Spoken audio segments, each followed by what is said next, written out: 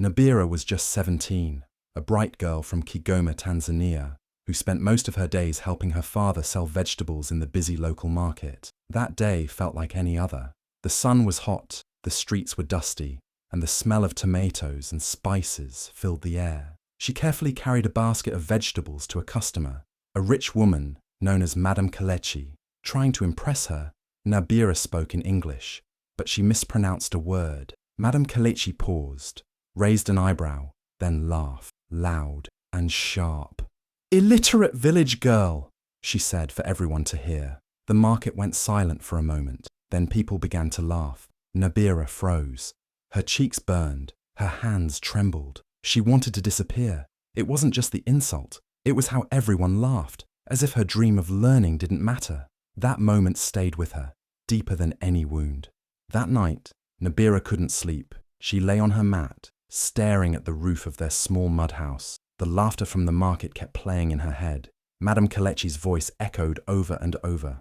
"Illiterate village girl." But Nabira didn't cry because of those words.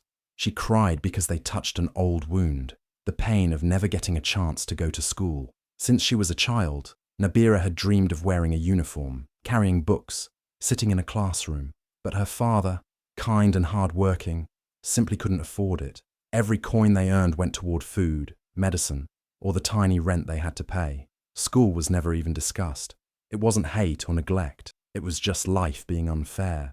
But tonight felt different. Something changed inside her. As the candle burned low beside her bed, she wiped her tears and sat up. Her heart was heavy, but her mind was clear. She whispered to herself, "I will learn, no matter what. Even if no one helps me, I'll help myself." It wasn't just a dream anymore, it was a promise. A quiet fire had started in her heart, small but strong.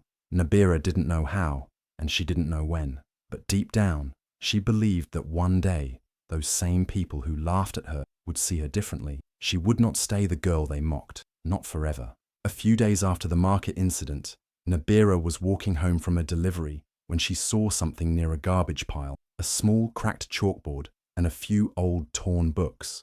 Most of the pages were missing, but some still had letters and drawings. She picked them up like they were treasure. To anyone else it was just trash, but to her, it felt like the beginning of something. That night, after finishing her chores, she lit a small candle and sat on the floor. The house was quiet. Everyone else was asleep. With a chalkboard on her lap and the broken books beside her, she began to teach herself, slowly, letter by letter, word by word. She copied shapes, repeated sounds softly, and whispered English words to the flickering flame. Her eyes burned from the smoke, and her back ached from sitting too long. But she didn't stop. One evening, as she practiced outside under a tree, an old man passed by and watched her. His name was Uncle Bayo, a retired schoolteacher who lived nearby. He didn't say much at first, but the next day he came back with a smile and an old English dictionary in his hands. "You want to learn, don't you?" he asked gently. From that day on, Uncle Bayo began to visit her secretly, bringing paper, pencils and books. He corrected her mistakes and encouraged her. Nabira wasn't alone anymore. Her dream had found a tiny light, and it was growing. Years went by, and Nabira never gave up. Every night she studied with Uncle Bayo, and every day she practiced speaking with anyone who would listen. She read out loud to goats, to trees, even to the wind. Slowly her English became smooth, her Swahili stronger. She was no longer just learning, she was growing. By the time she turned 20, Nabira had become something special in her village. Children would come to her, curious about letters and numbers. Some had never even held a pencil.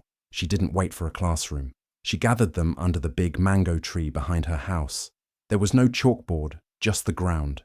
No desks, just stones. But her voice was full of hope, and the children listened like it was magic. Word spread. Parents started sending more kids. Nabira never asked for money. She only asked them to show up and believe they could learn. One afternoon, while she was teaching under the mango tree, a woman passing by stopped to watch. She wore a name tag and carried a notebook. Her name was Mariam, and she worked with a small local NGO. She stayed for the whole lesson, quietly amazed. After class, Mariam came to Nabira with tears in her eyes. "What you're doing here is powerful," she said. "Would you accept help to build a small school?" Nabira's hands shook. Her dream, the one that once started with trash and candlelight, was finally being seen. And it was just the beginning. With the small grant from the NGO and the big hearts of her neighbours, Nabira started building her dream. It wasn't fancy, just mud walls, wooden sticks, and metal sheets for the roof. But to her, it was more beautiful than any building she had ever seen. The villagers carried water, mixed soil, and shaped bricks by hand.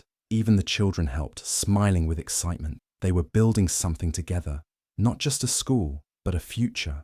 When it was finished, there were 3 small classrooms, no chairs, no uniforms, but full of love. Nabira stood barefoot at the front, her dress dusty, her heart full. She named it Sunlight Academy because she said, even the smallest light can chase away darkness. She now taught 23 children every day from sunrise to afternoon. She taught them letters, numbers, songs, and stories. She taught them to believe in themselves, just like she had once tried to believe in herself. One day, a local journalist heard about the barefoot teacher with no degree who built a school from nothing. He came, took pictures, listened to her story, and wrote an article. A week later, that story went viral online. People across the country read about Nabira and her Sunlight Academy. Her face was in newspapers. Her voice was on the radio. But Nabira didn't let it change her. She still taught every morning under the same dusty roof, barefoot and proud, because this was never about fame. It was always about hope. Years passed, and Sunlight Academy continued to grow. The mud classrooms were still simple, but now there were more books, more children, and even a small sign at the gate. People from nearby villages brought their kids. Everyone spoke about the young woman who built a school with her own hands and heart. One sunny morning, a shiny black car stopped outside the gate. It was so clean it almost sparkled. Children stopped playing and stared. Nabira looked up from her lesson, wondering who it could be. The car door opened slowly. A woman stepped out in high heels, holding the hands of 2 small boys. Nabira froze for a second. It was Madame Kelechi, the same woman who once mocked her in front of a crowd. But today, her face looked tired, softer, less proud. She walked up to Nabira, eyes full of something close to regret. "I've heard this is the best school around," she said quietly. "Please, accept my sons." Nabira stood tall, calm and graceful. She didn't say anything at first, just looked at the woman who once laughed at her pain. But her heart didn't carry hate, it carried purpose. She gave a small smile and nodded. The same hands that once shook with shame were now strong enough to open doors, even for those who once closed them on her. Nabira led the boys inside, gently, like any other child. No revenge, no anger, just dignity. Nabira stood at the entrance of her school, watching Madame Kelechi's twin boys explore the yard, their small hands touching the walls, their eyes full of wonder. She could see how much they wanted to learn, just like she once did. And so, with a calm smile, she nodded and began the enrollment process. There was no anger in her heart, no desire to remind Madame Kelechi of the past. She didn't mention the market, the insult, or the laughter. She simply handed over the forms and welcomed the boys like she would any child, with kindness. She placed them in the beginners class, where they would sit on woven mats and open the same types of old books she once dug out of the trash, books she once dreamed of. Now, they were tools she gave freely to others. Madame Kelechi glanced around the simple classrooms. She smiled politely, not recognizing Nabira at all. To her, this was just a humble school with a kind teacher. She had no idea that the woman standing before her was the same girl she once called an illiterate village girl. But Nabira didn't need her to remember. This was her silent victory. Not shouted, not shown off, just lived. She watched the boys settle in with their classmates, laughter bubbling in the air. Her heart felt full, not because she had proved anything to anyone, but because she had turned pain into purpose and done it with grace. The schoolyard was decorated with paper flowers and colourful drawings for the parent-teacher event. Children were excited, parents sat proudly, and Nabira stood at the front holding a paper in her hand. She was dressed simply, as always, but there was something about her, the way she stood, the calm in her eyes, the strength in her smile. When she began to speak, the crowd went silent. She read a poem she had written about education, hope, and dignity. Her voice was clear, warm, and full of emotion.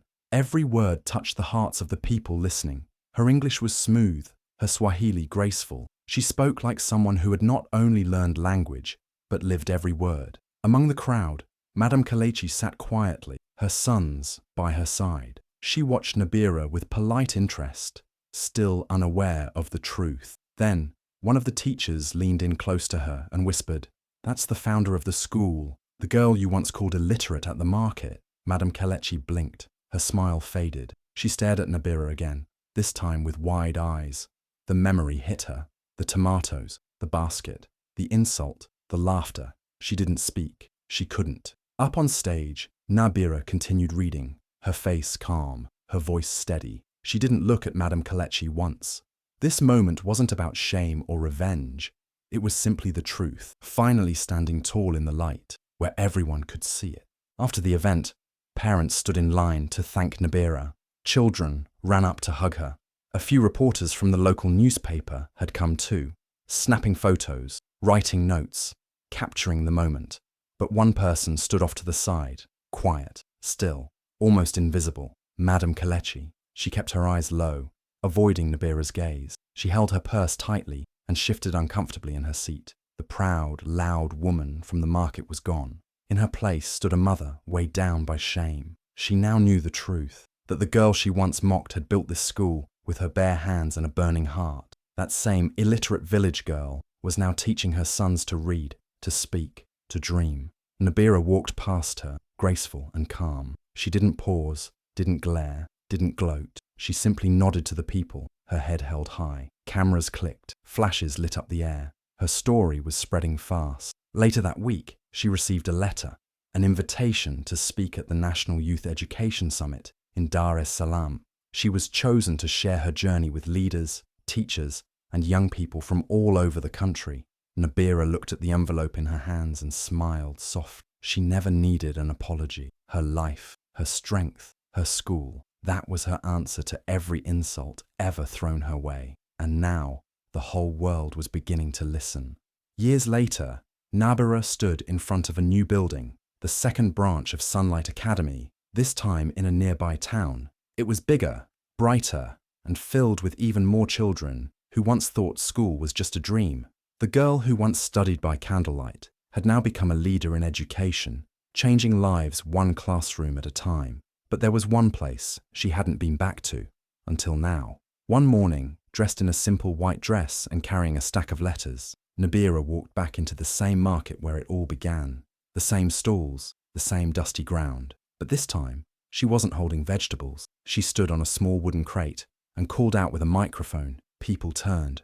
Some recognized her, some didn't. She smiled and began, "I came here once as a girl with nothing. Today I return as a woman with something to give." Then she handed out envelope, free scholarship letters for poor girls in the area. No test, no money needed, just a chance. Before she left, she spoke one last time. Never let anyone write your future in their handwriting. And with that, she walked away. Not mocked, but monumental.